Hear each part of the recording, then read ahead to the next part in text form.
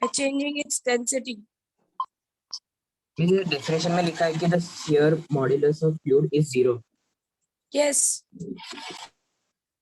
because Zero 0 इसलिए क्योंकि आप उसका डेंसिटी चेंज नहीं कर सकते. You can change the shape and size, but you cannot change the density. Density का मतलब है कि for example you cannot just compress it और उनके molecules को एक दूसरे के बहुत closer नहीं ला सकते. जैसे जैसे जो दो molecules के बीच का जो distance है, you cannot reduce it to 0. So वो distance maintain होने वाला है. You cannot change. Yes. So that is what it is saying, that shear modulus is 0. It means that you cannot compress it. Compress करके बहुत close नहीं ला सकते आप. You cannot change the distance between the two molecules. समझ में आ रहा है? Yes. Anyone else want to ask something?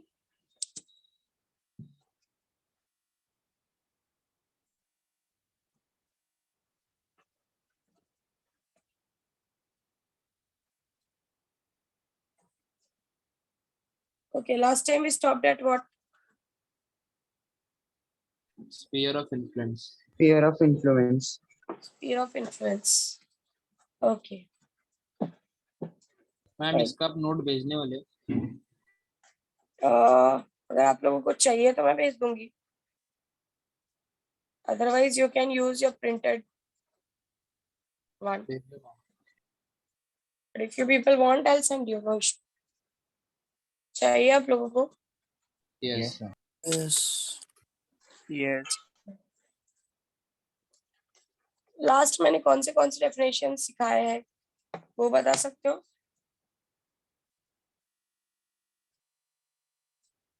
Adhesive force, Ideal fluids, hydrostatics, Range of molecular intermolecular force, force of cohesion, Range of molecular range of attraction, molecular sphere of attraction and sphere of influence. Okay. So, are you clear with intermolecular attraction, adhesive forces and cohesive forces? Yes. Yes, ma'am. Yes, ma'am. This sphere of influence में बताऊँ? हाँ वो मैं समझाऊंगी. वहीं से शुरू कर. Just give me a minute. I'll set my camera.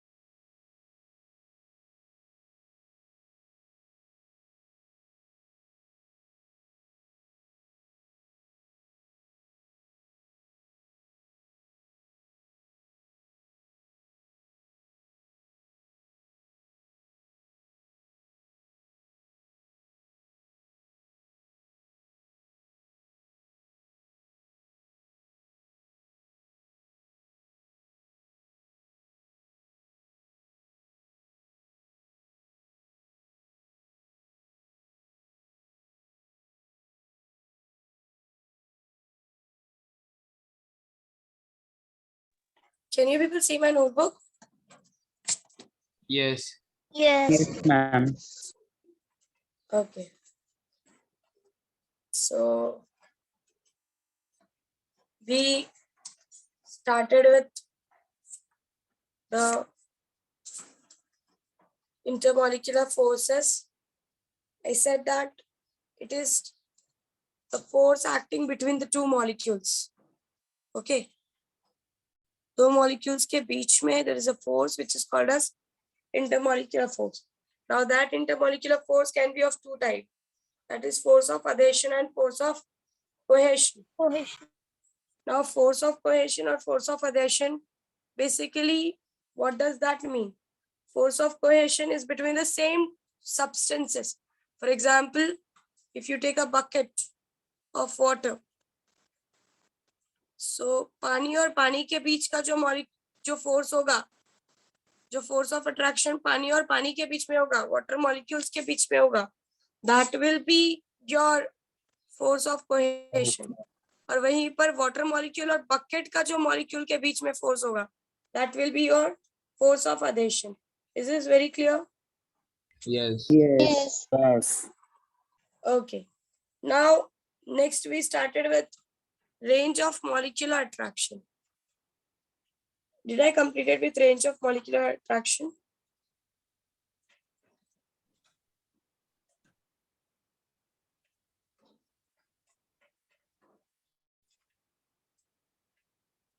किया था मैंने ये? Yes, ma'am. Yes. Yes, ma'am. Yes. So range of molecular attraction is something. For example, ये आपका water molecule है. इस water molecule का ये water molecule जो भी forces exert कर रहा है, वो जितने भी distance, जितने भी maximum distance तक वो applicable है, that force is applicable till a particular maximum distance. That distance is called as range of molecular attraction. मतलब for example, मैंने आपको बताया था कि जैसे कि आप एक इलेक्ट्रॉन रखते हो, when you keep one electron, तो वो इलेक्ट्रॉन अपने आजू बाजू कुछ दूर तक एक फील्ड तैयार कर लेता है, right? Do you remember this? Yes. Yes. तो जहां तक उसका एरिया है, जहां तक उसका ये जो फील्ड है अफेक्टिव है, we say that this is the range of the electron. वैसे ही जो आपके वाटर मॉलिक्यूल्स होते हैं या जो फ्लूइड के मॉलिक्यूल्स होते हैं, वो अपने आजू बाजू कुछ दूर तक एक फील्ड तैयार कर लेते हैं जहां पर उनका फोर्सेस, लाइक अगर आप उस पर्टिकुलर फील्ड के अंदर आओगे, उस पर्टिकुलर एरिया के अंदर आओगे, अगर कोई वाटर मॉलिक्यूल इसके अंदर आता है तो it will experience a force. तो इस मॉलिक्यूल ने अपने आजू बाजू एक एरिया तैयार करके रखा है. अगर आप किसी चीज को इस एरिया के अंदर लेकर आओगे तो that will experience a force. तो जहां तक, जिस डिस्टेंस तक वो पर्टिकुलर सब्सटेंस जो है वो अपना इफेक्टिव एरिया रेडी करके रखा है, जिस डिस्टेंस के अंदर अगर आप दूसरे मॉलिक्यूल को लेकर आते हो और वो फोर्स एक्सपीरियंस करता है, that particular range is called as range of molecular attraction. Is this very clear?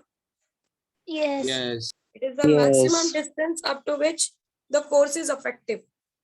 ये वो maximum distance है जहां तक force effective है, जहां तक force applicable है. अगर आप उस distance से बाहर चले जाते हो तो उसके बाद आपके ऊपर इस molecule की वजह से कोई force नहीं लगेगा. Are you understanding what I'm trying to say? Yes. Yes. Yes. Okay. Now, next is your sphere of influence.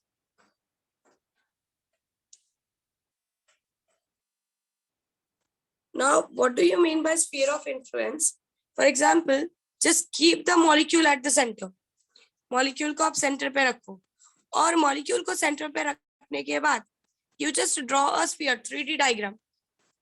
So, अगर आप, जैसे आप देख सकते हो कि अगर मैंने इस molecule को center पे रखा है तो हर डायरेक्शन में एक पर्टिकुलर डिस्टेंस तक फोर्स इफेक्टिव होगा, right?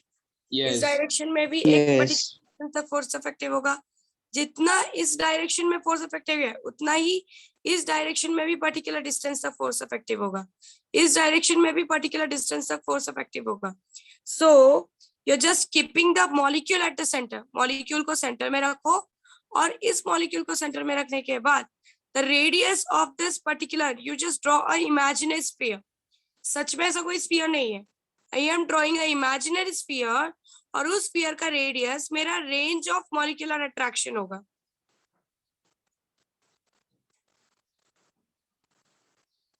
The radius of that sphere will be equal to range of molecular attraction. This is what is called as sphere of influence. Is this very clear? समझ Yes. Yes.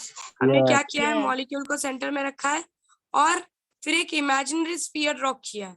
I have tried to draw imaginary sphere और वो imaginary sphere का radius आपके range of molecular attraction के distance तक का होगा.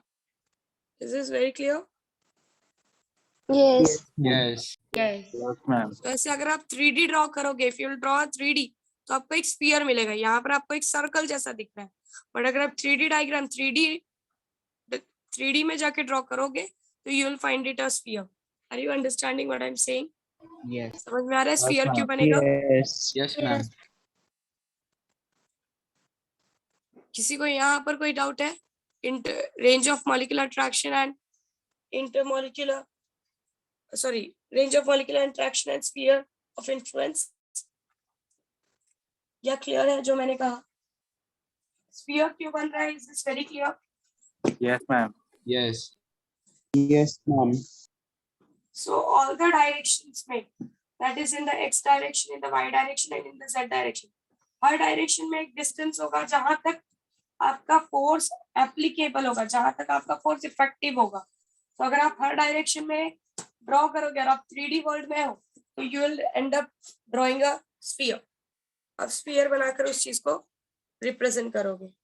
Is this very clear? Yes. Yes. Yes. Okay.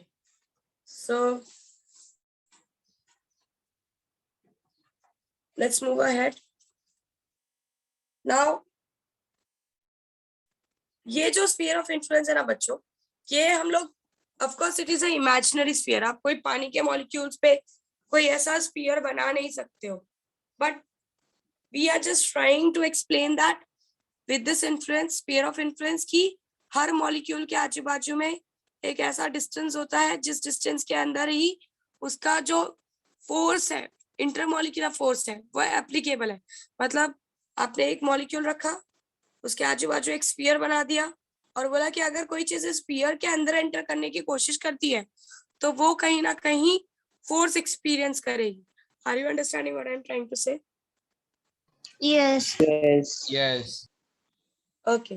Now, next is we are going to understand something related to the behavior of a liquid surface.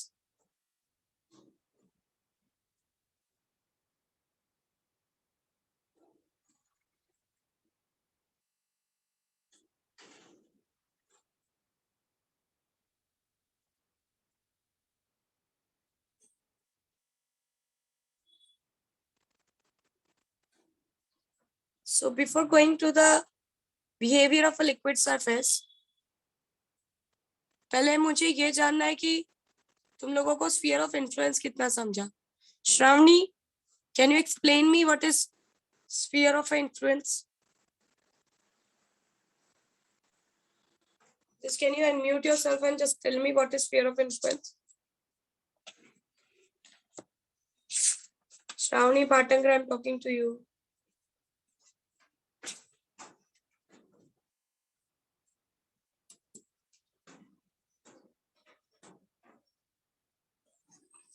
Shravani, आपको सुनाई दे रहा है मैं बोल रही हूं तो?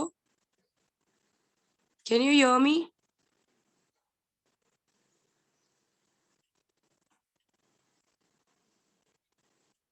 See, this is where the problem starts. You people don't even answer me when I ask you. तो मुझे कैसे समझेगा आप लोगों को क्या नहीं समझ रहा है?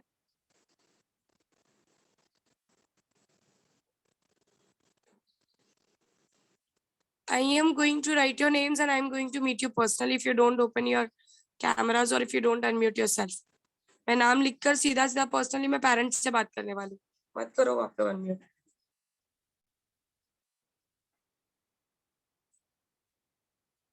Shruti Awad, can you explain me what is sphere of influence? Yes, ma'am. Go ahead. Ma'am, the molecule which is at center of an imaginary sphere and its radius is equals to the molecular range. Okay. So are you clear why it is ending up to form a sphere? Sphere क्यों बन रहा है? समझ में आ रहा है 3D world में? Yes, ma'am. Okay.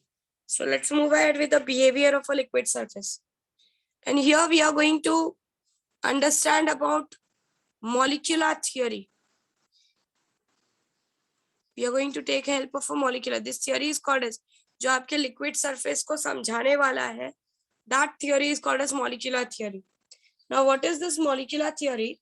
Let's try to understand that. Let us consider a container which consists of a liquid. उसके अंदर liquid है. That is a water. Let's take water. ठीक है, और what we are going to do, हम क्या करने वाले हैं, हम कुछ वाटर मॉलिक्यूल्स का बिहेवियर समझने वाले हैं। ओके, सो अगर आपने कंटेनर देखा हो, किसी चीज में अगर पानी भरा हुआ है, तो अगर आप उसका ऊपर का लेयर देखते हो तो आपको एक थिक पतला सा लेयर, आप कभी पानी को ध्यान से देखो, आप कभी बॉटल भरा हुआ है तो उसको ध्यान से देखो, जो ऊपर का लेयर होगा आपको ऐसा लगेगा कि जैसे कोई एक शीट बिछाई हुई है। Do you people ever have observed this? Yes. Yes, ma'am. Yes, ma'am. So I am, that particular sheet is called as surface film. क्या बोलते हैं उसको? What it is known as? It is known as surface Surface film. surface film. Again I am repeating. जो आप पतला सा sheet देखते हो पानी के सरफेस के ऊपर, that particular surface is, that particular layer is called as surface film. और वो ऐसा क्यों बनता है? Why you see such type of a thick sheet on the surface of the water or on the surface of the liquid, that we are going to understand in this chapter.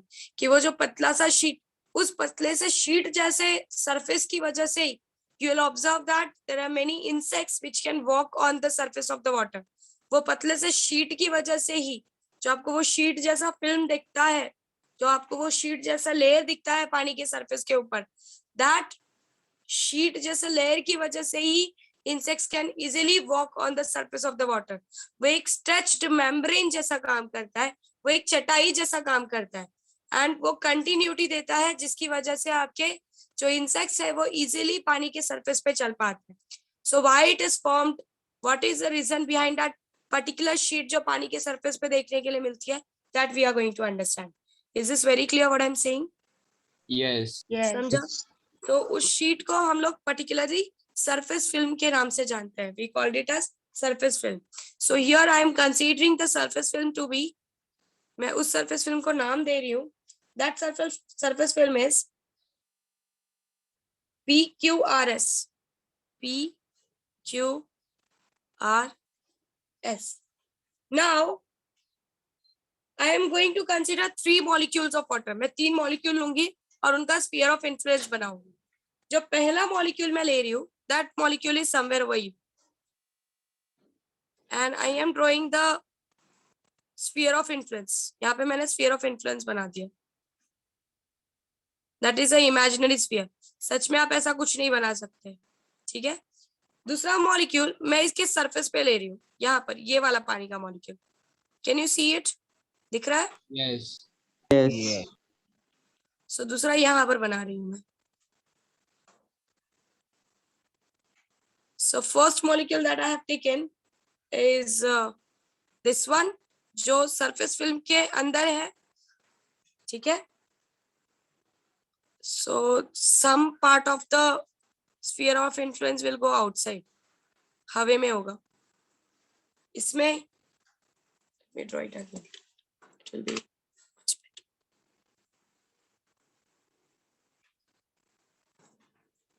This is the surface of the water. ये उसका surface film है. इसको मैंने नाम दे दिया PQRS. मैं 3 molecules लेने वाली हूँ. पहला ये पानी का मॉलिक्यूल मैं ले रही हूँ यहाँ पर, और मैंने उसका स्फीयर ऑफ इन्फ्लुएंस बनाया.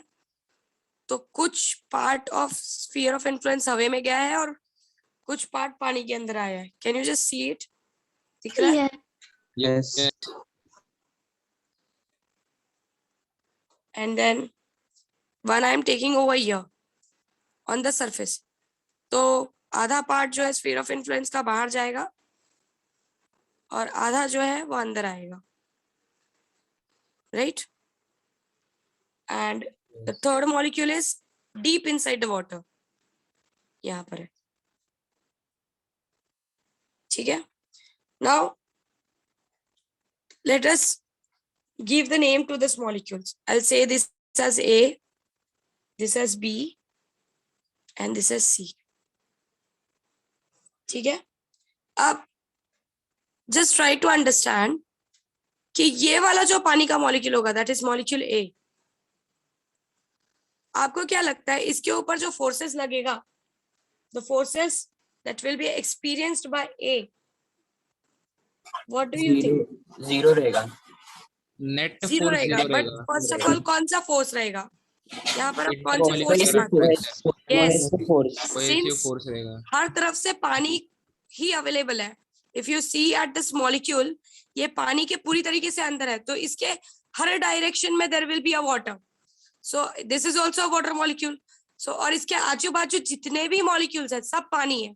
सो it is going to experience whatever it is going to experience, it is going to experience a cohesive force. और अगर मैं देखूं तो जितना कोहेसिव फोर्स यहाँ से लगेगा उतना ही कोहेसिव फोर्स यहाँ के मॉलिक्यूल से भी लगेगा, उतना ही कोहेसिव फोर्स यहाँ के मॉलिक्यूल से भी लगेगा, उतना ही कोहेसिव फोर्स मींस हर डायरेक्शन से. अगर इस डायरेक्शन से एक अमाउंट लग रहा है तो उतना ही इस डायरेक्शन से भी लग रहा है. तो अगर आप नेट कोहेसिव फोर्स निकालोगे, net cohesive force, that will be equal to Zero. zero. Do you understanding what I am trying to say? Yes. जितना लेफ्ट से लग रहा है उतना ही राइट से लग रहा है, जितना ऊपर से लग रहा है उतना ही नीचे से लग रहा है, जितना इस डायरेक्शन से लग रहा है उतना ही इस डायरेक्शन से लग रहा है. सो हर डायरेक्शन के वाटर मॉलिक्यूल्स फोर्सेस के हर डायरेक्शन के वाटर मॉलिक्यूल का फोर्सेस एक दूसरे को बैलेंस कर देगा, एक दूसरे को कैंसिल कर देगा, and you will get a net cohesive force as zero. Is this very clear what I said? Yes. Yes. ठीक है. Next is let's talk about the B molecule. अब यहां पर अगर आप ध्यान दो तो कुछ पार्ट जो है वो हवे में है, very small part, of course maximum part पानी के अंदर है, बट कुछ पार्ट जो है वो हवे में है. Can you see? Yes. तो समवेयर यहाँ पर दो फोर्सेस लगने वाले. एक अगर आप एयर मॉलिक्यूल्स और वाटर मॉलिक्यूल का देखो तो it will be adhesive force, और वाटर मॉलिक्यूल और वाटर मॉलिक्यूल के बीच का देखो that will be a Cohesive cohesive force. Force. Understanding Yes. समझ में आ रहा है? Yes. adhesive किसके और किसके बीच में लग रहा है बच्चों? फिर से बताओ. Water molecule Water and air and molecule. air. Air molecules. Water and air molecule. और कोहेसिव किसके बीच में लगेगा? Water and water. Water and water molecule. Molecule. Water and water molecule के बीच में. That's very true. Now if you just look at the part, what do you think कि cohesive force ज्यादा strong होगा या adhesive force ज्यादा strong होगा? Cohesive force. Cohesive force. Yes. यहाँ पे तो एक रीजन ये भी है कि मैम पानी का मॉलिक्यूल ज्यादा है और एयर का तो काफी कम कवर अप किया हुआ है, right? Is this very clear? Yes. Yes. सो जो भी अट्रैक्शन होगा वो वाटर मॉलिक्यूल की तरफ से ज्यादा होगा.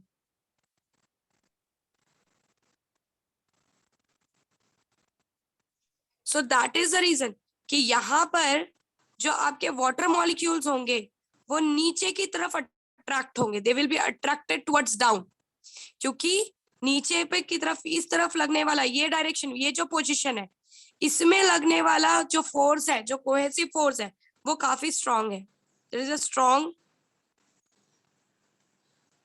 Cohesive force. आपके adhesive फोर्स के मतलब वाटर मॉलिक्यूल और एयर मॉलिक्यूल के बीच का जो फोर्स होगा वो वीक पड़ जाएगा, और जो आपका कोहेसिव फोर्स होगा, नेट कोहेसिव फोर्स, वो स्ट्रांग पड़ेगा, और आपका जो ये वाटर मॉलिक्यूल है वो कंटिन्यूअसली नीचे की तरफ जाने की कोशिश करेगा, क्योंकि जिस डायरेक्शन में नेट फोर्स लगता है आपकी चीज उस डायरेक्शन में जाती है. So your molecule will try to move downward. Are you understanding what I am trying to say? Yes. Yes. Yes. पानी के मॉलिक्यूल्स का फोर्स ज्यादा स्ट्रांग होगा, जिसके वजह से पानी के मॉलिक्यूल्स इस मॉलिक्यूल को नीचे की तरफ खींचने की कोशिश करेंगे. Is this very clear? मतलब कंटिन्यूअसली आपका ये वाला जो मॉलिक्यूल है दैट इज बी मॉलिक्यूल, वो कोहेसिव फोर्स स्ट्रांग होने की वजह से, पानी का फोर्स स्ट्रांग होने की वजह से नीचे की तरफ जाने की कोशिश करता है. Is this very clear? Yes. Yes. Yes. Now let's go to the C part. A part, B part, C part. Now if you look at C, आधा sphere of influence बाहर है और आधा पानी के अंदर है. अगेन बताओ कौन से फोर्सेस लगेंगे इसके अंदर? Cohesive and adhesive. Cohesive and adhesive. Cohesive and adhesive.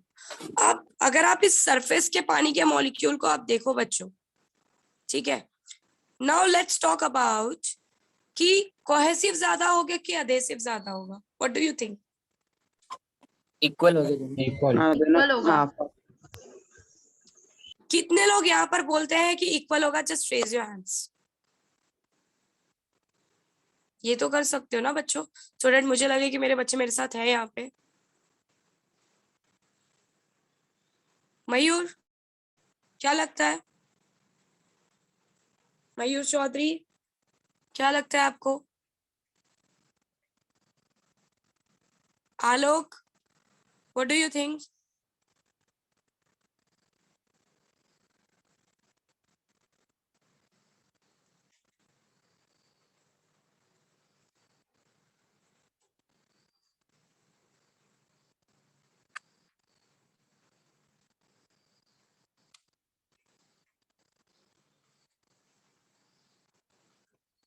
Okay, so there are many people who says कि इक्वल होगा। अब जरा एक कंसेप्ट पे जाती हूँ मैं, एंड द कंसेप्ट इज,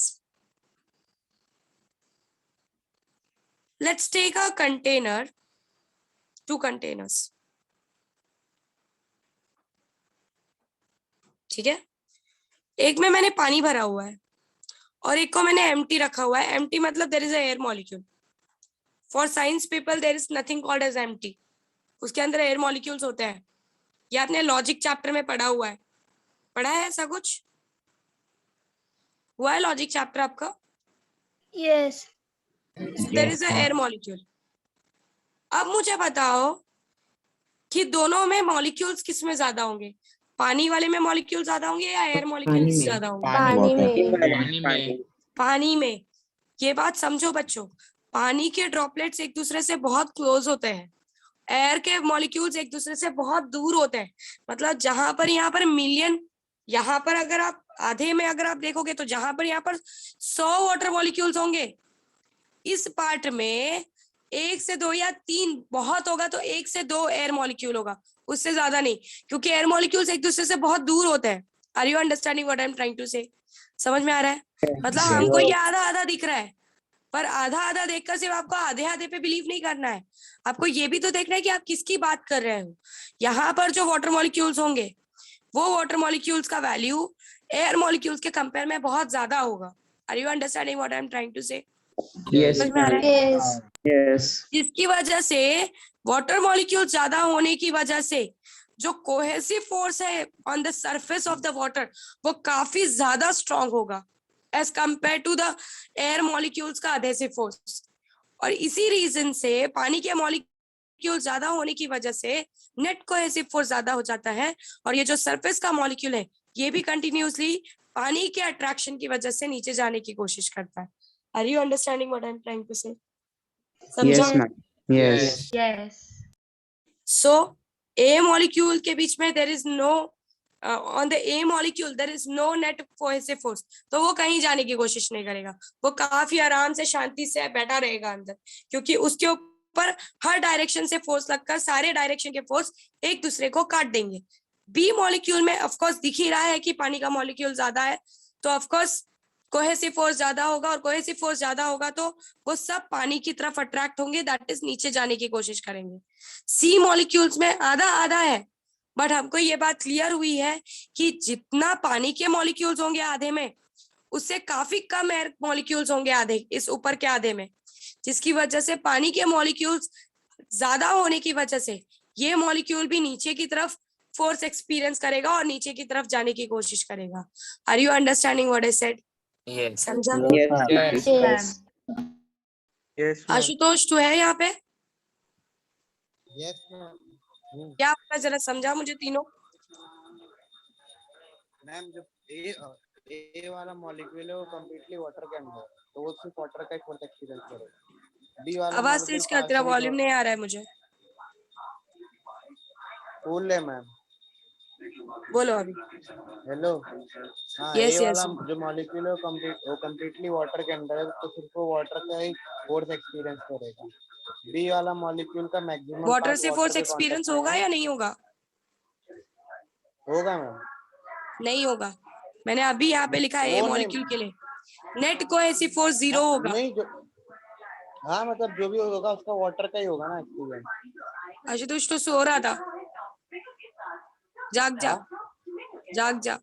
जाग जा मैं सर को ये बोल दूंगी कि तुम लोग को रिकॉर्डिंग देना बंद कर दे, फिर तुम्हारी बैंड बज जाएगी। इसलिए मैं पहले बोल रही हूँ कि आप लोग मुझे उस चीज पे फोर्स मत करो कि मैं उनको बोलूँ कि रिकॉर्डिंग बंद कर दो, मत दो इनको। मैंने ये समझाया कि जो मॉलिक्यूल, ठीक है, let's go to someone else. Akshay, will you explain? Yes, ma'am. Go ahead with the A molecule.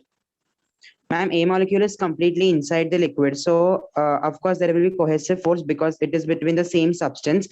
So, whatever the cohesive force will be there in all the direction will be balanced, and the net cohesive force will be 0 inside the liquid surface or inside the liquid. Yes. So ये जो A molecule है, आशुतोष अब ध्यान से सुन। मैंने कहा जो ये A molecule है, जब ये पानी के एकदम अंदर बैठा होता है जाकर, तो हर डायरेक्शन से कोहेसिव फोर्स लगता है। सो जितना लेफ्ट से लगता है उतना ही राइट से लगता है। तो ऑल द डायरेक्शंस के कोहेसिव फोर्स से जो आपका नेट कोहेसिव फोर्स हो जाता है, इट गोज टू 0, क्योंकि जितना लेफ्ट खींचता है उतना राइट भी खींचता है। तो सारे फोर्सेस एक दूसरे को क्या करता है, सारे डायरेक्शन के फोर्सेस एक दूसरे डायरेक्शंस को बैलेंस कर देते हैं। Are you understanding what I am saying? तो आपका जो नेट कोहेसिव फोर्स हो जाता है वो हो जाता है 0। समझ में आया Ashutosh? Yes, ma'am. Okay. Now, can you explain? Who will explain the B1? B ma'am कौन explain करेगा? कौन बोला? Tejas. Go ahead with the B1. Ma'am B वाले केस में मैक्स टू मैक्स जो स्पीयर ऑफ इन्फ्लुएंस है वो मॉलिक्यूल का वो लिक्विड सरफेस के अंदर है, वेयर एज स्मॉल पार्ट है वो एयर के अंदर है। सो जो max to max force experience होगा उसके ऊपर वो कोहेशन फोर्स रहेगा और मिनिमम अधेशन फोर्स रहेगा, इसलिए वो नेट फोर्स नीचे की तरफ आएगा कोहेशन फोर्स के वजह से, और वो मॉलिक्यूल नीचे जाने के लिए टेंड करेगा। Yes. So अगर आप यहाँ पर देखो तो as I said कि ये जो आपका स्फीयर ऑफ इन्फ्लुएंस है, ये वाला जो पार्ट है ये हवा के अंदर है, ठीक है, और ये जो मैक्सिमम पार्ट है ये पानी के अंदर है। तो पानी से लगने वाला जो, ऑफ कोर्स हवा से लगने वाला force is a cohesive force, sorry adhesive force, और पानी से लगने वाला force is a cohesive force. तो पानी के मॉलिक्यूल ज्यादा होने की वजह से कोहेसिव फोर्स ज्यादा लगेगा, और ये molecules cohesive force that is पानी के फोर्स की तरफ जाने की कोशिश करेंगे, दैट इज नीचे जाने की कोशिश करेंगे। Is this very clear? Yes. समझा?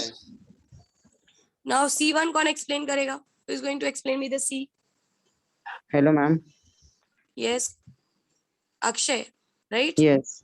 Wait, Akshay. Let me ask to someone else. बाकी सब सोते हैं। शेरॉन समझाएगी? शेरॉन Varghese? Yes. Yes, ma'am. Yes. अच्छा, दोनों शेरॉन रेडी है? ठीक है, कोई भी एक शेरॉन समझा दो। यस मैम, हम लोग ने सी मॉलिक्यूल कंसिडर किया है, तो उस सी मॉलिक्यूल में half sphere of influence inside water में है and half sphere of influence outside water में है। तो यहाँ आपने एक एग्जांपल दिया था कि वाटर मॉलिक्यूल में क्या होता है, मॉलिक्यूल जो है काफ़ी ज़्यादा क्लोजर होता है while air molecules are far away from each other. तो यहाँ क्या होता है, कोहेसिव फोर्स बहुत काफ़ी ज़्यादा होता है as compare to adhesive force. Therefore जो फोर्सेस ऑफ अट्रैक्शन जो होता है वो डाउनवर्ड इस मॉलिक्यूल को खींचती है, जाता है। That's very true. अगर मैंने इसको देखा तो आधा, as Sharon said, of course it is perfect कि आधा हवे में है और आधा पानी के अंदर है। बट हवे के मॉलिक्यूल्स और पानी के मॉलिक्यूल को कंपेयर करो तो पानी के मॉलिक्यूल्स हवे के मॉलिक्यूल में काफी ज्यादा होंगे, जिस वजह से जो कोहेसिव फोर्स होगा वो काफी स्ट्रांग होगा, और ये सरफेस का मॉलिक्यूल भी नीचे की तरफ कोहेसिव फोर्स की तरफ जाने की कोशिश करेगा। मतलब ये बात, इन ऑल जो कंक्लूजन है वो ये समझो कि ए बहुत शांति से पड़ा है, उसके ऊपर कोई नेट फोर्स नहीं लग रहा है, बी नीचे की तरफ जाने की कोशिश कर रहा है, और सी भी जो है it is also trying to go downward. तो जितने ऊपर के मॉलिक्यूल्स, इसका कंक्लूजन समझो बच्चों कि जितने भी ऊपर के मॉलिक्यूल्स होते हैं वो ट्राई करते हैं, जितने भी इस फिल्म के मॉलिक्यूल होते हैं, जो आप पानी में फिल्म देखते हो, when you see a water, और जब वो वाटर के सरफेस पे जब आप वो जो फिल्म देखते हो वो आपको स्ट्रेच मेम्ब्रेन जैसी इसलिए दिखती है कि जितने भी मॉलिक्यूल्स वहां पर प्रेजेंट होते हैं वो सारे मॉलिक्यूल्स स्ट्रॉन्ग कोहेसिव फोर्स की वजह से नीचे की तरफ जाने की कोशिश करते हैं, they try to go downward, और डाउनवर्ड जाने की वजह से वो एकदम स्ट्रेच्ड होता है कि नहीं नहीं मुझे नीचे जाना है।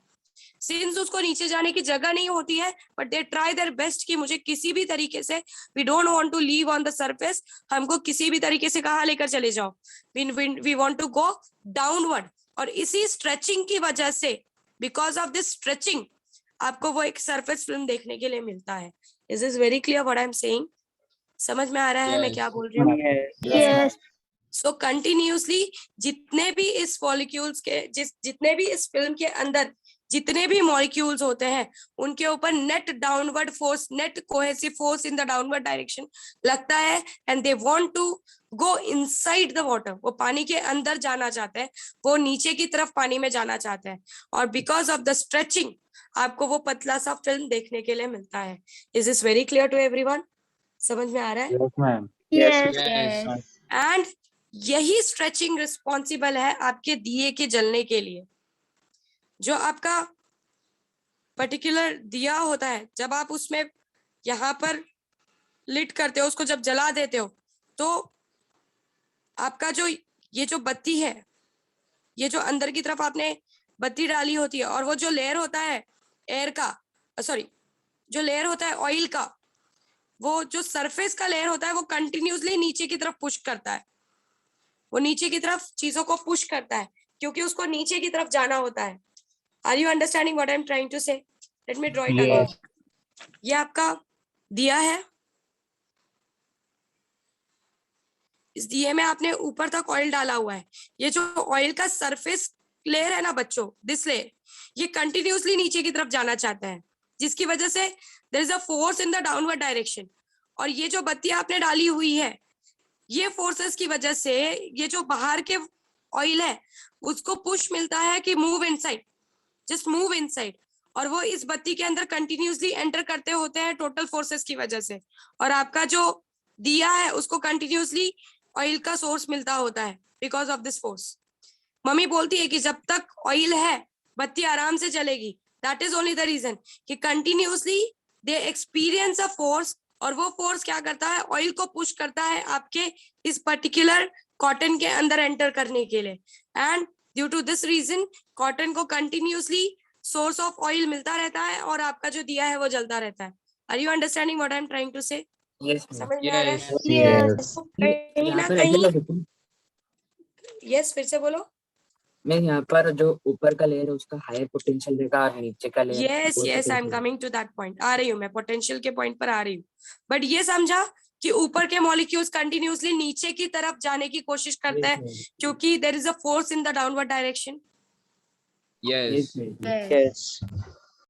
ठीक है, so they force the air, sorry they force the oil molecule कि भाई मुझे नीचे जाने दो, मुझे नीचे जाने दो। इस चक्कर में वो नीचे के लेयर के ऑयल मॉलिक्यूल्स को धक्का देते होते हैं, और सारे जो भी ऑयल मॉलिक्यूल्स है उनको पुश मिलकर वो सारे के सारे कॉटन के अंदर एंटर कर जाते हैं, and it become a source for your particular दिया जो आपने जलाया है। Are you understanding? Is this very clear? Yes. Yes. Okay. Viraj, is this clear what I said? Viraj, are you there in the batch? Yes ma'am. या सो गया था? नहीं नहीं क्या समझा, क्या बताया मैंने यहाँ पे? मैम, वो ऑयल का लेयर ना हाँ tends to pull downward due to the cohesive force. हाँ Due to this force, the cotton absorbs the oil into its surface and hence the lamp glows. ठीक है, so this is how it goes. Okay, now let's talk. आप सबको molecular theory clear हुई तीनों की तीनों, A B and सी? किसी को कोई डाउट है? क्योंकि इसी थियरी पे मैं बहुत सारी चीजें एक्सप्लेन करने वाली हूँ। There is no doubt ahead. चलो आगे जाते हैं। Now let's talk in the term of potential. अब जरा पोटेंशियल के टर्म्स में बात करते हैं, दैट इज पोटेंशियल एनर्जी के टर्म्स में। एक बात समझो बच्चों कि जब भी अगर कोई चीज किसी डायरेक्शन में जाना चाहती है और आप उसको उसके अपोजिट डायरेक्शन में रोक कर रखते हो तो उसके अंदर एक पोटेंशियल एनर्जी डेवलप हो जाती है. फॉर एग्जाम्पल आपका जो let's take example to understand it once again. Potential energy थोड़ा सा समझते हैं फिर आगे की तरफ बढ़ते हैं. आपका जो डैम का पानी होता है, आपको पता है डैम के पानी में एक हाइट पर पानी को रोका जाता है. Do you know this? Yes. Yes. ठीक है. नॉर्मली वो पानी कहाँ आना चाहता है? Where it want to come. Downward. नीचे. ठीक है. ग्रेविटी की वजह से वो नीचे आना चाहता है, पर आप उसको जबरदस्ती कहाँ रोक के रखते हो? Where you just stop it एक हाइट पे. सो उसके अंदर जो एनर्जी डेवलप हो जाती है बच्चों, क्यों? क्योंकि वो नीचे आना चाहता है और आप उसको जबरदस्ती ऊपर रोक के रख रहे हो. जब भी आप कोई चीज जबरदस्ती करते हो, दैट इज नेचुरली जो चीज होनी चाहिए वो ना कर आप उसको जबरदस्ती जब आप उसको रोकने की कोशिश करते हो तो उसके अंदर पोटेंशियल एनर्जी डेवलप हो जाती है. Is this very clear what I am trying to say? समझ रहे हैं मैं क्या बोल रही हूँ? Yes. Yes. Yes. आप अगर आप पानी के सरफेस के लेयर को देखो, जैसे कि मैंने कहा कि पानी का सरफेस का जितना भी फिल्म के मॉलिक्यूल्स है वो सारे मॉलिक्यूल्स जो है वो कंटिन्यूअसली नीचे आने की कोशिश करते हैं. They want to come down but वो नीचे नहीं आ पा रहे. उनको ये पॉसिबिलिटी नहीं हो रही है कि वो नीचे आ जाए. सो ऑफ कोर्स जो ये ऊपर के जो लेयर होंगे बच्चों, दिस लेयर, इनके अंदर जो एनर्जी डेवलप हो जाएगी, that energy will be which energy? कौन सी एनर्जी होगी? Potential energy. Potential energy. Yes. So जितने भी पानी के सरफेस के मॉलिक्यूल्स होते हैं, जितना जितना आप हाइट पे जाते हो उसके अंदर एक पोटेंशियल एनर्जी डेवलप हो जाती है. Are you understanding? Is this everyone clear? क्या Yes. बोला मैंने? Yes. ये कहाँ आना चाहते हैं? They want to come downward but वो नीचे नहीं आ पा रहे हैं. सो सिंस नेचुरली वो नीचे की तरफ आना चाहते हैं but they are not able to come, और जिसकी इसी वजह से जो सरफेस के मॉलिक्यूल्स होते हैं, जो फिल्म के मॉलिक्यूल्स होते हैं, या जितने भी आप हाइट पे जाते हो, पोटेंशियल एनर्जी इनके अंदर क्या होता चला जाता है? बढ़ता चला जाता है. Is this very clear what I said? Yes, ma'am. Yes. Yes. Okay. Now that is also again a reason कि ये मॉलिक्यूल्स क्यों नीचे की तरफ, ये एक सेकंड रीजन है. एक बात समझो बच्चों, कोई भी बॉडी अपने अंदर पोटेंशियल एनर्जी बर्दाश्त नहीं कर सकती. मतलब एवरी बॉडी, कोई भी बॉडी ट्राई करती है कि वो ऐसी जगह पर चली जाए जहां पर उसके अंदर कम से कम पोटेंशियल एनर्जी हो, मिनिमम टू मिनिमम. और सरफेस पर पोटेंशियल एनर्जी बहुत ज्यादा होती है, जिसकी वजह से मॉलिक्यूल कंटिन्यूअसली ट्राई करते हैं कि okay we let us go down, और हमारी बॉडी की पोटेंशियल एनर्जी क्या हो जाने दो, let it get reduced. Her body अपने आप को इस तरीके से अरेंज करना चाहती है कि उसके अंदर मिनिमम पोटेंशियल एनर्जी हो. क्या हो बच्चों? What it should have? It should have minimum potential energy. और सरफेस पे पोटेंशियल एनर्जी बहुत ज्यादा होता है, जिसकी वजह से कंटिन्यूअसली आपके जो वाटर मॉलिक्यूल है या आपका जो लिक्विड का मॉलिक्यूल है वो कंटिन्यूअसली नीचे जाने की कोशिश करता है कि वो अपनी पोटेंशियल एनर्जी को क्या कर सके. What it should do with the potential energy? काम करना. It should, Put at its minimum. yes, it should decrease. Are you clear what I said? Yes. Yes. So that is only the reason कि अगर समझो आपका ये एक molecule यहाँ पर है और आप उसको सरफेस पे ले जाना चाहते हो, you want to take it to the surface. So of course यहाँ पर जब आप इस मॉलिक्यूल को सरफेस पे ले जाना चाहते हो वो खुद से नहीं जाएगा, क्योंकि इस पॉइंट पर उसकी पोटेंशियल एनर्जी ज्यादा है या कम है? बताओ कम बच्चों. Come in. और कोई चीज ज्यादा पोटेंशियल एनर्जी की तरफ जाना चाहती है क्या? No. Will it like no? So हाँ. अगर आप चाहते हो, if you want कि ये जो अंदर का मॉलिक्यूल है ये सरफेस पे जाए, तो आपका इसको सरफेस पे ले जाने के लिए you need to do some work done. आपको कुछ काम करना पड़ेगा. Is this very clear what I said? Yes. Yes. Okay. So this is all about the potential energy, कि सरफेस पे जो मॉलिक्यूल होते हैं उनके अंदर पोटेंशियल एनर्जी ज्यादा होती है और अंदर जो मॉलिक्यूल्स होते हैं उनके अंदर पोटेंशियल एनर्जी मिनिमम होती है. सो सरफेस के वाटर मॉलिक्यूल्स कंटिन्यूअसली नीचे की तरफ जाना चाहते हैं because they want to reduce the potential energy inside their body. So this is the second theory according to potential energy. हमने दो थ्योरी समझी, एक मॉलिक्यूलर थ्योरी के हिसाब से कोहेसिव फोर्स को समझकर, और दूसरी चीज पोटेंशियल एनर्जी के कंसेप्ट के हिसाब से कि why this molecules wants to go inside and नीचे जाने के लिए they form a thin sheet which is called as surface film. Is this very clear to everyone?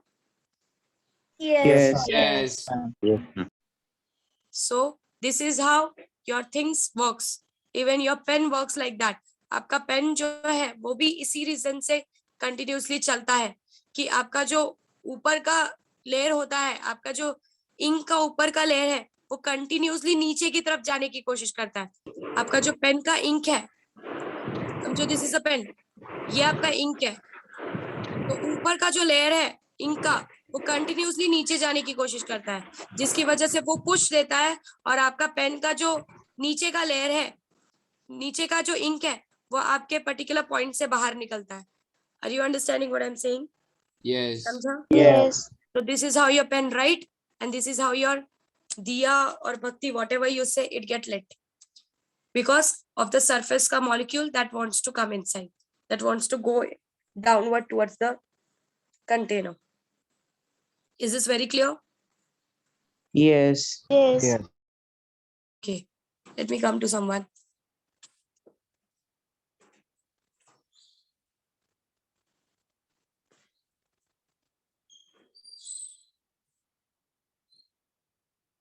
Divesh, are you here?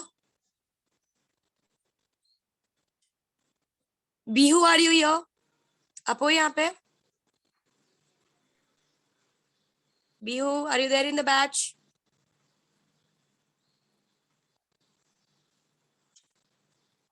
Amit, Yes, ma'am. can you just explain me कि किसकी potential energy ज्यादा होती है और किसकी potential energy कम होती है? Yes, ma'am. Ma'am जो वाटर मॉलिक्यूल्स जो सरफेस लेवल पे होते हैं उनकी पोटेंशियल एनर्जी ज्यादा रहती है, और अगर वही वाटर मॉलिक्यूल पानी के एकदम डीप में आएंगे तो उनकी पोटेंशियल एनर्जी उसके मिनिमम पॉइंट पे आएगी. यस, सो उसकी वजह से क्या होता है, वाटर मॉलिक्यूल कहाँ जाने की कोशिश करते हैं सरफेस वाले? डाउनवर्ड्स. डाउनवर्ड जाने की कोशिश करते हैं. आपको ये क्लियर हुआ कि how Yes, your pen right and how your दिया गेट लेट? ये क्लियर है कंसेप्ट? Yes ma'am. सो अगर आपको नीचे का जो भी मॉलिक्यूल है, अगर आपको उसको ऊपर की तरफ लेके जाना है, तो क्या आप उसको इजीली लेके जा सकते हो ऐसे ही विदाउट वर्क किए? No ma'am. Will it go? No. No, क्योंकि नीचे पोटेंशियल एनर्जी कम होती है, ऊपर पोटेंशियल एनर्जी ज्यादा होती है, और कोई चीज अपने आप से हायर पोटेंशियल एनर्जी पे जाना नहीं चाहती है. अगर आप चाहते हो कि आप उसको ऊपर लेकर जाओ, तो आपको कुछ ना कुछ काम करना पड़ेगा. Is this very much clear everyone? Yes. Yes, ma'am. Yes. Devika, आपको समझा? Yes, miss. Okay, so should I go ahead? आगे बढ़ू? Yes. Yes. Okay, so the next topic that we are going to understand, that is surface tension. आपको चाहिए तो मैं ये सारे नोट्स आपको लिखकर भेज दूंगी. You can read it and you can understand it again. अगर कुछ डाउट हुआ तो आप नेक्स्ट लेक्चर में पूछ सकते हो. So next topic that we are going to understand is surface tension. Okay, now ये बात तो क्लियर हो गई बच्चों की, continuously there is a force which is experienced in the downward direction. Continuously एक फोर्स एक्सपीरियंस होता है डाउनवर्ड डायरेक्शन में, और वो फोर्स क्या करता है, ये जो फोर्स बच्चों एक्सपीरियंस हो रहा है ना डाउनवर्ड डायरेक्शन में, वो आपके पानी के सरफेस के ऊपर एक टेंशन क्रिएट कर देता है, एक स्ट्रेस क्रिएट कर देता है, एंड उसी स्ट्रेस, उसी टेंशन की वजह से आपको वो थिन शीट देखने के लिए मिलती है. So how can you define a surface tension? आप कैसे डिफाइन कर सकते हो? Surface tension is defined as a tangential force acting per unit length. ये आपका कंटेनर है, ठीक है? ये आपका लेट अस से सरफेस लेयर है, इसके there is a surface film. Okay, so मैं क्या करूंगी, I draw a thin line on the surface. आपके पानी के सरफेस के ऊपर मैंने एक थिन लाइन ड्रॉ की है, and that line is AB. ये एक इमेजिनरी लाइन है. आई am drawing a imaginary line on the surface of the liquid. मैं लिक्विड के सरफेस पे एक इमेजिनरी लाइन ड्रॉ कर रही हूँ, जिसका जो नाम है आई am saying it is AB, और उसका जो लेंथ है दैट इज L. ओके, और इस लाइन पे टेंजेंशियली जो फोर्स लग रहा है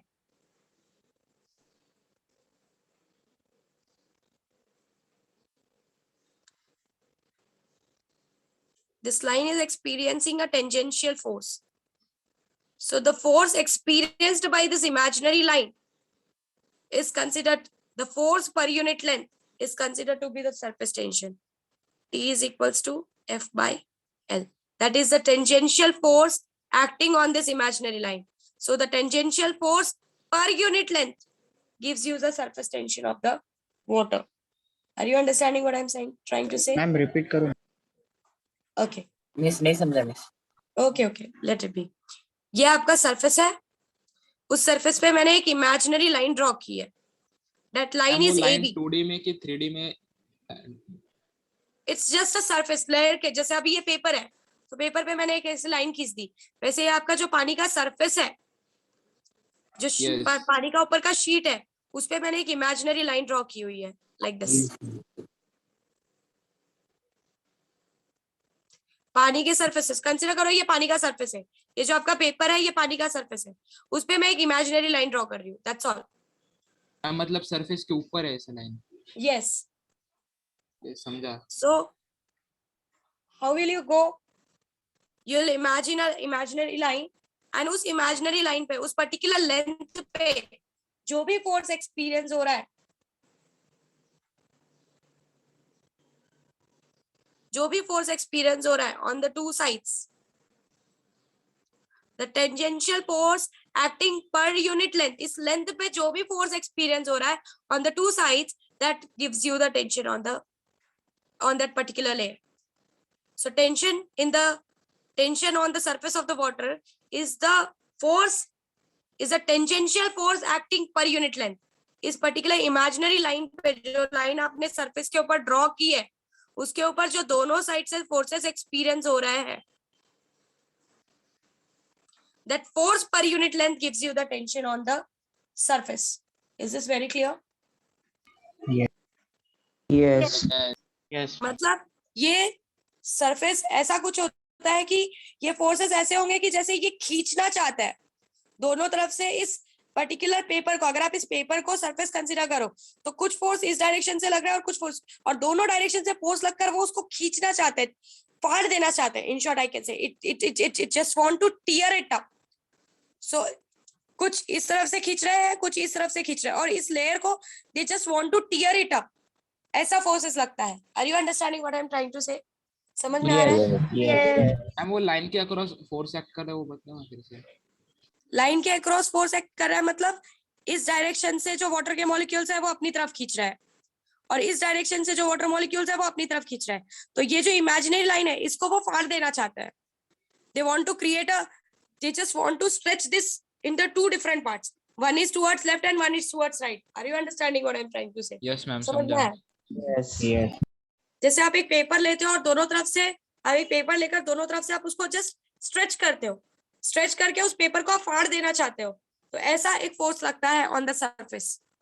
लेफ्ट साइड के मॉलिक्यूल्स लेफ्ट तरफ खींचते हैं, राइट साइड के मॉलिक्यूल्स राइट तरफ खींचते हैं, and the force that this line experience, जिसके ऊपर आपके मॉलिक्यूल्स खींच रहे हैं, that force per unit length is called as tension of the surface. Is this very clear? Yes. Yes. For example अगर नहीं समझा है तो इसको देखो, ये मेरा इमेजिनरी लाइन है. इमेजिनरी लाइन मतलब मैंने खुद पानी के सरफेस पे ये लाइन ड्रॉ की है. ऐसा सच में आप ड्रॉ नहीं कर सकते. और इस लाइन पे जितने भी मॉलिक्यूल्स है, कुछ मॉलिक्यूल्स उसको लेफ्ट साइड में खींचना चाहते हैं, कुछ मॉलिक्यूल्स उसको राइट साइड में खींचना चाहते हैं, और खींचते हुए इस तरीके से खींचना चाहते हैं कि वो फट जाए बीच में से. It should get break. So the force experienced by this imaginary line, force experienced per unit length, मैं एक यूनिट लेंथ लेकर फोर्स मेजर करने की कोशिश कर रही हूँ. The force experienced per unit length is called as surface tension of that particular surface. Is this very clear? Yes. Yes. So it's an imaginary line drawn on the surface of the water, and the force experienced by this imaginary line on the two sides, because of the two sides of the molecules will give you the surface tension of that particular surface.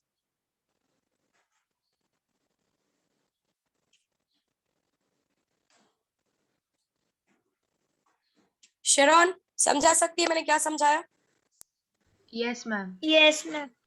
इस बार second वाली शेरॉन जाएगी, first वाली शेरॉन ने बोल दिया था. Let's Miss, go ahead. Miss वो liquid के सरफेस के ऊपर हम लोग एक इमेजिनरी लाइन ड्रॉ करेंगे. तो मिस Yes. कोएसिव फोर्स की वजह से मिस वो जो लाइन है वो उसे फाड़ना चाहेगा वो.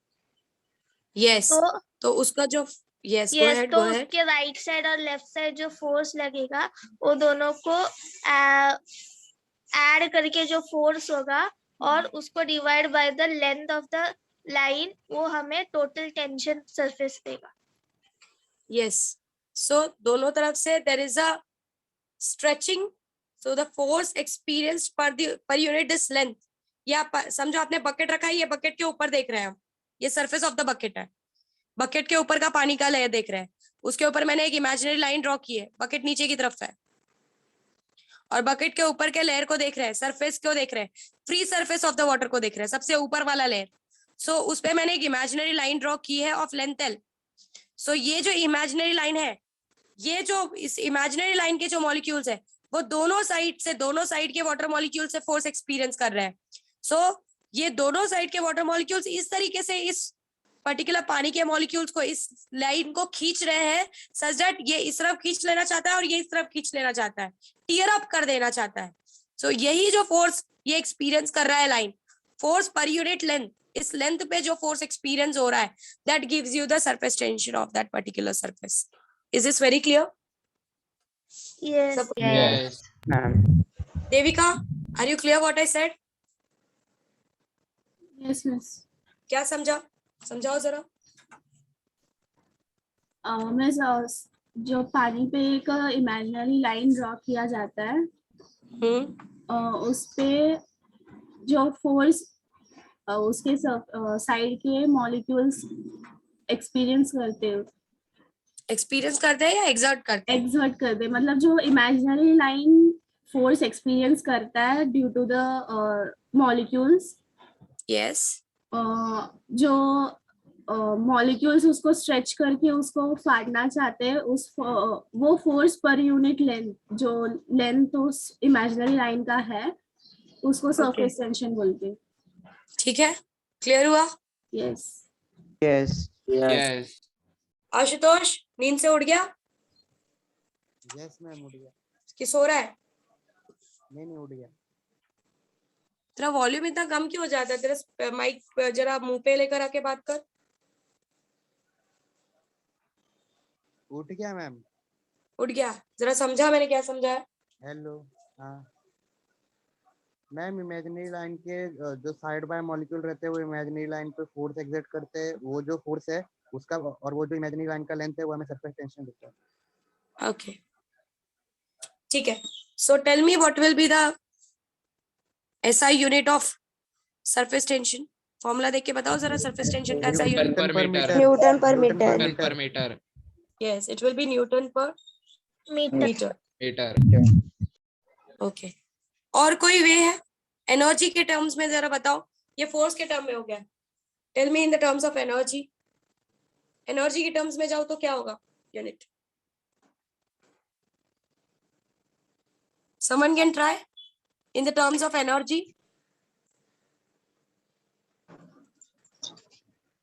Joule per meter square. Joule per metre square. Per meter square. Yes, it will be joule per meter square. Meter क्योंकि square. फोर्स जो होता है, it is force. What is force? Force को आप कैसे लिख To सकते हैं? acceleration. मैम दोनों साइड में मीटर को मल्टीप्लाई करेंगे मीटर वर्क डन हो जाएगा.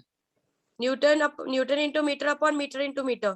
सो न्यूटन मीटर आपका होता है जूल, जूल और meter into meter will give you meter square. ये सबको समझा? Is this Yes. Clear? Give me the dimension. L0 M1 L0 M1 T minus 2. 0 m1 t minus 2. L0 M1 T minus 2. Is this very much clear? Yes. Yes. Okay. Now I'm giving you 5 minutes का time. This is 8:16. आप लोगों के पास आपका printed notes है physics का, physics 1 का. Yes. Yes. Okay.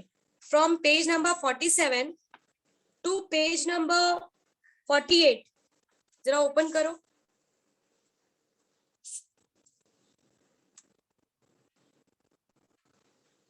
किया? Yes. Yes. Now आपका रेंज ऑफ मॉलिक्यूलर अट्रैक्शन से आप लोग रीड करना स्टार्ट करो. Start reading. और देखो समझ में आ रहा है क्या जो चीजें मैंने सिखाई है. कोई कंफ्यूजन है तो वो क्लियर करके लो. Start reading. मैं कैमरास ऑन करवा देती बट मुझे पता है तुम लोग सब लोग सो के सीधा लेक्चर में बैठे हो. So I will not do that. Next time से अगर मेरा लेक्चर है तो फ्रेश होकर बैठना या अच्छे तरीके से बैठना. हो सकता है मैं cameras, I am going to have one more host, तो आप लोगों का कैमरास चेकआउट करेगा. सो आप लोगों के कैमरा सब ऑन होने वाले हैं, तो प्लीज नेक्स्ट लेक्चर से जरा वो चीजें ध्यान दो. Start reading. देख लो, कुछ डाउट है तो पूछ लो.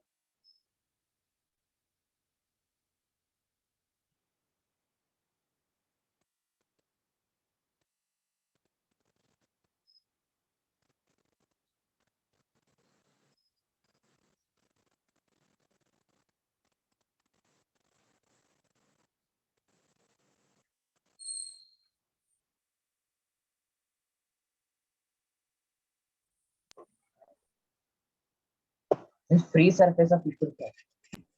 ये फ्री सरफेस का मतलब होता है कि ये नहीं बोल सकते पर्टिकुलरली. फ्री सरफेस का लिक्विड का मतलब होता है कि उसके ऊपर कोई shear स्ट्रेस नहीं होता. मतलब it does not experience any kind of shearing stress. It does not experience any kind of force that is trying to what you can say, change the density of that particular surface. उस surface की density change करने वाला कोई shear stress उस पे apply नहीं होता. That surface is called as free surface. Ma'am नहीं समझा.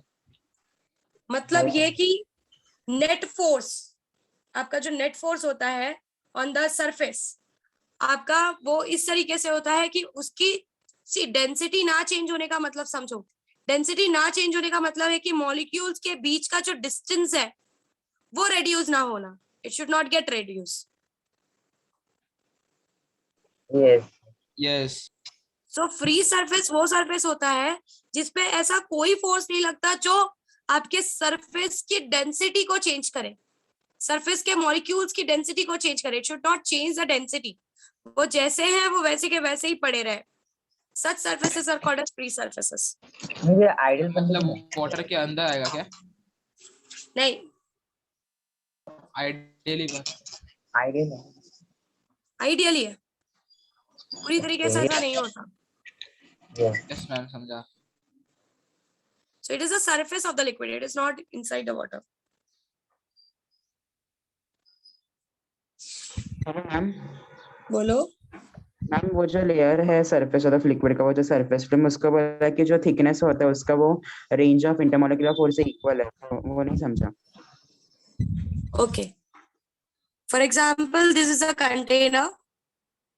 ये आपका इसका जो मॉलिक्यूल होगा एट द सेंटर, ये सेंटर ऑफ मॉलिक्यूल पे इसके आजू बाजू जो भी स्फीयर बनेगा इस पर्टिकुलर पॉइंट पे, सो ये जो थिकनेस होगा इस मॉलिक्यूल का, जो रेंज ऑफ अट्रैक्शन होगा उतने दूर का रेडियस कवर करेगा. So just consider the molecule at the centre and इसका स्फीयर ऑफ इन्फ्लुएंस जितने दूर तक होगा इस पर्टिकुलर मॉलिक्यूल का, जो इसके सेंटर पे लिया है हमने, जितनी भी दूर तक होगा वही थिकनेस आपका सरफेस फिल्म के नाम से कंसीडर किया जाएगा. This is what they are saying. Yes ma'am.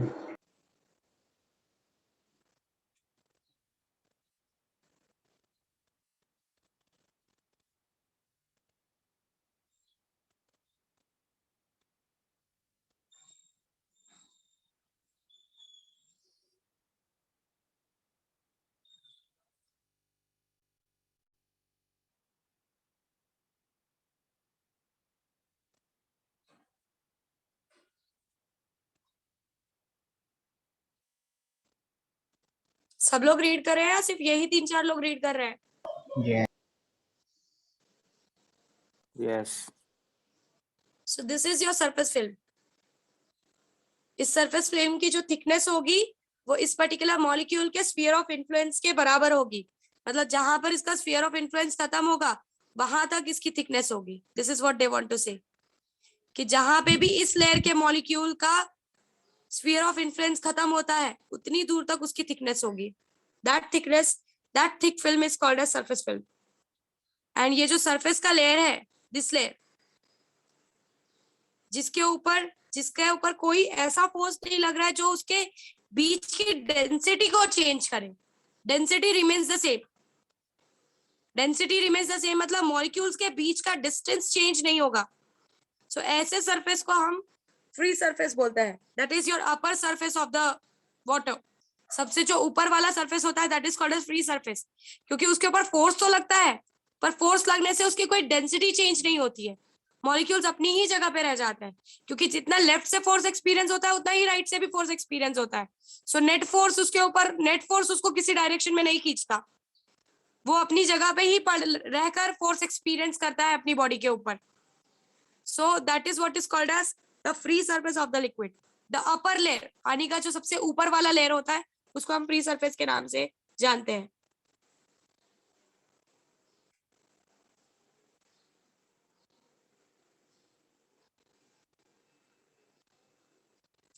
ना तो आपका ऊपर का लेयर लेफ्ट में जाएगा, ना तो आपका ऊपर का लेयर राइट में जाएगा, वो वहीं पड़ा रहेगा। तो उसका कोई पोजीशन चेंज नहीं होने वाला है। मॉलिक्यूल्स का कोई डिस्टेंस एक दूसरे के बीच का चेंज नहीं होने वाला है। So they do not experience any kind of shear stress.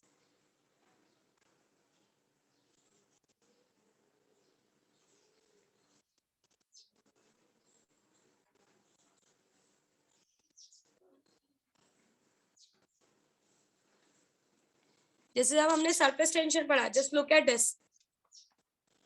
ये जो मॉलिक्यूल है, ये जो भी मॉलिक्यूल यहाँ पर होगा, जितना उसको लेफ्ट से एक्सपीरियंस हो रहा है उतना उसको राइट से भी एक्सपीरियंस हो रहा है। तो ये अपनी पोजीशन को छोड़कर लेफ्ट या राइट में नहीं जाने वाला है, अपनी ही पोजीशन पे सारे मॉलिक्यूल्स रहने वाले हैं, right? They are going to stay at their own position. तो ये सिर्फ पानी के सबसे ऊपर वाले लेयर पे ही ये चीज होती है।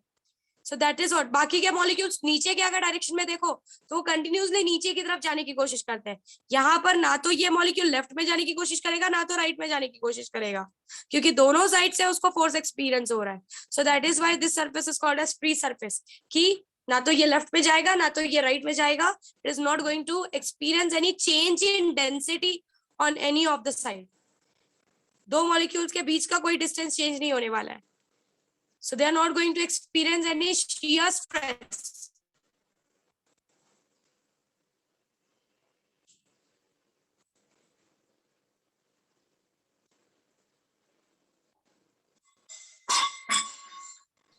Hello ma'am. Yes, go ahead. बोलो। मैम वो जो सरफेस फिल्म है वो सिर्फ मतलब जहाँ पे पानी रुका हुआ होता है उसके ऊपर ही होता है या फिर फ्लोइंग वाटर में भी आता है? नहीं, फ्लोइंग वाटर में देखो, फ्लोइंग वाटर में जो आप बात करते हो it have a different behaviour. वहां पर वो कंटिन्यूसली फ्लो हो रहा होता है, तो वहां पर आप खुद देख लो ना, जब कोई चीज फ्लो हो रही होती है तो आपको थोड़ी बहुत थिन फिल्म देखने के लिए मिलती है, राइट? आपको वो जब वो रुका हुआ पानी होता है तभी आपको वो एक्सपीरियंस होता है, क्योंकि चलते वक्त there are different forces which are acting. और भी अलग फोर्सेस है जो कंटिन्यूसली एक्ट हो रहा है उसके ऊपर। तो सिर्फ और सिर्फ सरफेस टेंशन वहां पर नहीं दिखता है। हाँ, ऑफ कोर्स वहां पे भी जो सरफेस के मॉलिक्यूल्स होते हैं वो नीचे जाने की कोशिश करते हैं। ये तो हर जगह होता है, चाहे आप कोई भी जगह ले लो। सी, क्योंकि सरफेस के ऊपर जो मॉलिक्यूल होते हैं उनके पास पोटेंशियल एनर्जी ज्यादा होता है, तो वहां पर भी वो नीचे जाने की कोशिश जरूर करते हैं, पर आपको वो थिन फिल्म देखने के लिए नहीं मिलेगी पर्टिकुलरली।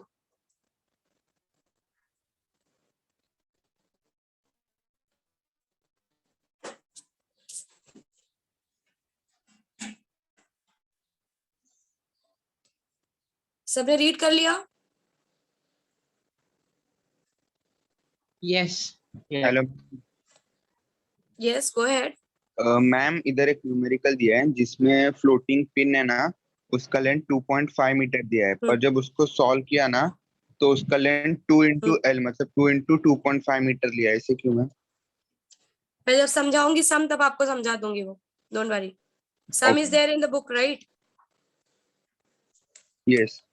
वो मैं आपको समझाऊंगी, अभी हम लोग वहां तक पहुंचे नहीं है. Just wait for a while. Conceptually चीजें clear है? What I said.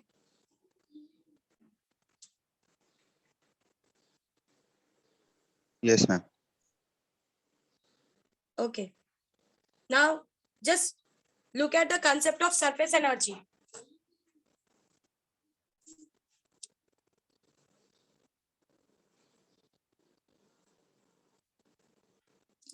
Now we understood that कि जो पानी का जो सरफेस वाला लेयर होता है, जितना आप पानी के ऊपर ऊपर सरफेस की तरफ जाते हो, आपके बॉडी में पोटेंशियल एनर्जी बढ़ती चली जाती है, right? Is this very clear?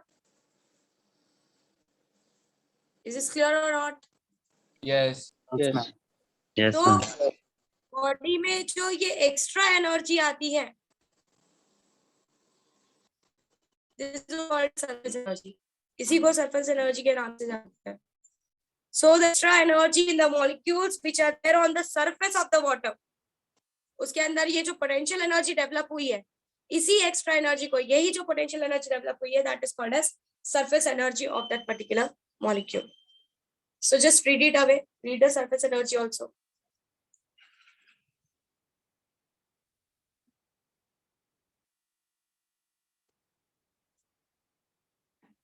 Once you're done, let me know.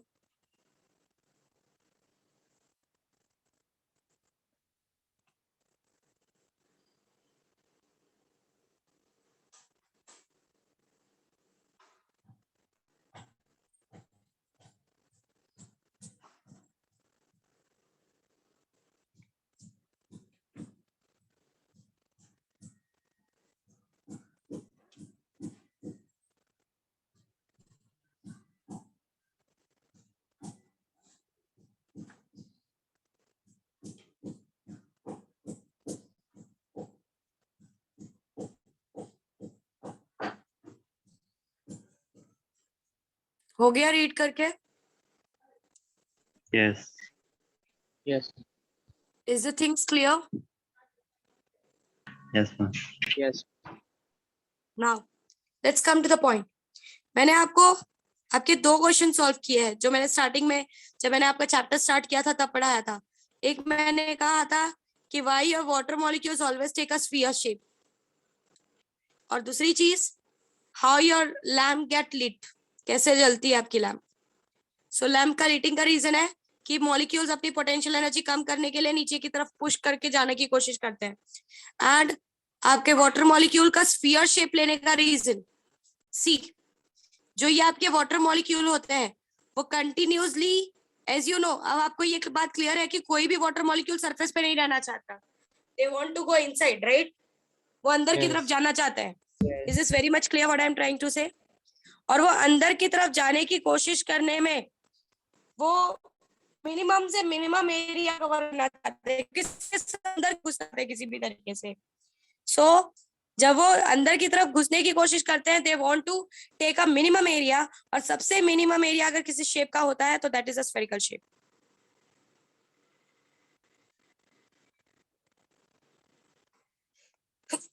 Sorry, is this very clear? Yes.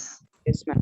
Yes. So hence they take a spherical shape because सारे molecules they want to move inside, and वो अंदर जाने के चक्कर में they create a spherical shape because the area get minimized. और सबसे minimum area, it is observed that sphere have the सबसे least area, that is सबसे minimum surface area. Is this very clear? Yes. Yes. So आज जो भी चीजें समझाई है वो clear हुई. Molecular theory समझाया, potential energy समझाया, सरफेस टेंशन समझाया, सरफेस फिल्म समझाया. सरफेस फिल्म वो थिकनेस है जहां पर आपके मॉलिक्यूल का, जो भी मॉलिक्यूल आप कंसीडर कर रहे हो, उस मॉलिक्यूल का स्फीयर ऑफ इन्फ्लुएंस खत्म होता है.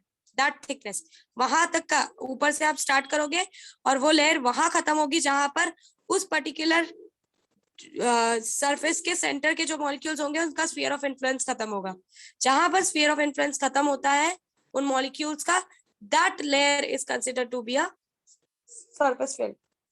देन फ्री सरफेस, पानी का जो बकेट का सबसे ऊपर वाला लेयर होता है, that is called as free surface, क्योंकि दोनों साइड से सेम टाइप ऑफ फोर्सेस लगते हैं। सो आपका वो पर्टिकुलर सरफेस कोई शियर स्ट्रेस एक्सपीरियंस नहीं करता है और डेंसिटी सरफेस की सेम रह जाती है। So they are called as, that is the reason they are called as free surface. Is this very much clear with all the concept, molecular theory, potential energy, surface tension? Yes. Yes. Yes. Yes. How your pen write, how your diya get lit, is this very clear? कि pen के Yes, ink के ma'am. Molecules continuously नीचे की तरफ जाने की कोशिश करते हैं, they don't want to go up. Is this very clear?